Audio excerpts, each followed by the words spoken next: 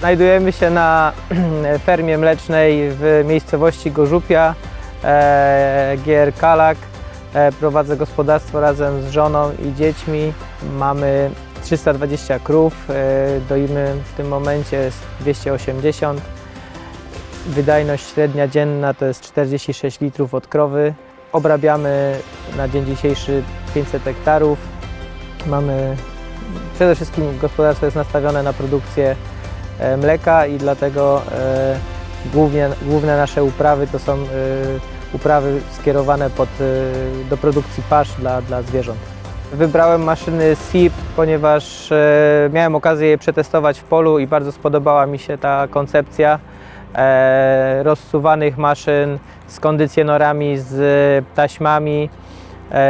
Bardzo solidna rama, dobre wykonanie, do tego 3-letnia gwarancja, która także przekonała mnie do tego, że ta maszyna jest trwała, niezawodna i będzie bardzo dobrze służyła w moim gospodarstwie. Do wyboru przekonał mnie serwis, czyli ta 3-letnia gwarancja i po roku użytkowania mogę powiedzieć, że naprawdę tutaj jakiekolwiek błędy nie występowały, czy jakiekolwiek poprawki były do wykonania, zostały wykonane.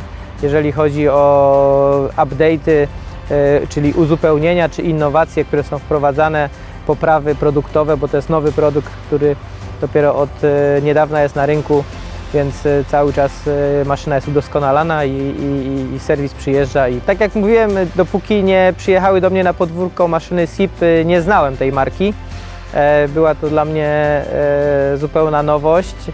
Dopiero później w rozmowach dowiedziałem się, że to jest słoweńska marka, która funkcjonuje już na rynku od kilkudziesięciu lat, wcześniej jeszcze w Jugosławii i z długoletnią tradycją, aczkolwiek nieznana w Polsce. Tymi maszynami, które tutaj stoją za mną, w zależności od tego, jak mocne są trawy, jak mocne są użytki, jesteśmy w stanie skosić od 50 do 80-90 hektarów dziennie. Kosimy na szerokość mniej więcej 9,70 m przy prędkości od 10-12 km na godzinę przy bardzo mocnych użytkach, nawet do 20 przy trochę słabszych, więc wydajność koszenia jest bardzo duża. Jeżeli mamy do tego jeszcze duże pola, gdzie nie trzeba często nawracać, naprawdę idzie bardzo szybko skosić trawę.